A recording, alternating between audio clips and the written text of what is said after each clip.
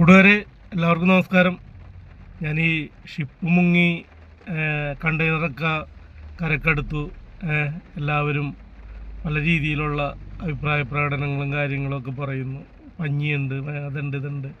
പക്ഷേ ശ്രദ്ധിക്കേണ്ട ഒരു കാര്യം എന്താണെന്ന് വെച്ച് കഴിഞ്ഞാൽ 13 കണ്ടെയ്നർ കാൽസ്യം കാർബൈഡാണ്. കാൽസ്യം കാർബൈഡ് എന്ന് വെച്ച് കഴിഞ്ഞാൽ അത് വെള്ളവുമായിട്ട് മുട്ടിക്കഴിഞ്ഞാൽ ഉടനെ തീ പിടിക്കും, തീയും പുകയൊക്കെ വരുന്ന ഒരു സംഭവമാണ്. അപ്പോൾ എല്ലാ കണ്ടെയ്നറും നിസ്സാരം അല്ല, നിസ്സാരമായി കാണരുത്. അപ്പോൾ ഇപ്പോൾ ഒരു കണ്ടെയ്നർ തീയും പുകയൊക്കെ വരുന്നു എന്ന് പറഞ്ഞത് കൊണ്ട് അത് സാധാരണക്കാർക്ക് മനസ്സിലാവുന്ന രീതിയിൽ ഞാൻ പെട്ടെന്ന് പറഞ്ഞു തരികയാണ്.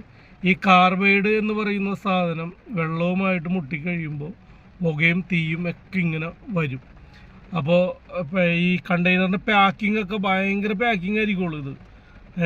അപ്പോൾ പക്ഷെ എന്താണെങ്കിലും ഈ കണ്ടെയ്നർ വന്ന് ഈ തിരമാലകളിൽ ഇങ്ങനെ അടിക്കുമ്പോൾ എനിക്ക് തോന്നുന്നു അങ്ങനെ അടിച്ച് ഒരുവിധമൊക്കെ കടലിൻ്റെ ഉള്ളിൽ ഇങ്ങനെ പൊട്ടിത്തെറിച്ചൊക്കെ പോയി കാണും. അല്ലാണ്ട് കരക്ക് അടുത്തേക്കുന്ന കണ്ടെയ്നറിൽ ഈ പറയുന്ന പോലെ ശ്രദ്ധിക്കണം, വളരെയധികം ശ്രദ്ധിക്കണം. കാരണം എന്താണെന്ന് വെച്ച് കഴിഞ്ഞാൽ ഈ വെള്ളം മുട്ടി ഒരു ടിന്നോ ഒക്കെ തുറന്നിരുന്ന് കഴിഞ്ഞാൽ പോലും അത് പുകഞ്ഞ് മൊത്തത്തിൽ പൊട്ടിത്തെറിക്കാനൊക്കെ ഉള്ള ചാൻസ് കൂടുതലാണ്.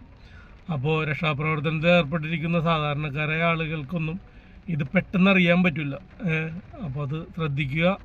ഇതിനെപ്പറ്റി ഇത് അറിയാൻ പാടില്ലാത്ത ആളുകളിലേക്ക് ഇതൊന്ന് ഷെയർ ചെയ്ത് എത്തിക്കുക. കാരണം നമ്മൾ സാധാരണ ഇപ്പോൾ നമ്മളൊക്കെ കടപ്പുറം ഏരിയയിലൊക്കെ താമസിക്കുന്ന ആളുകളാണ്. ഇപ്പോൾ കണ്ടെയ്നറൊക്കെ വന്നു കഴിഞ്ഞാൽ കാണാൻ പോകുന്ന ആൾക്കാരും വീഡിയോ എടുക്കുന്ന ആൾക്കാരൊക്കെ ഒരുപാടുണ്ടാവും.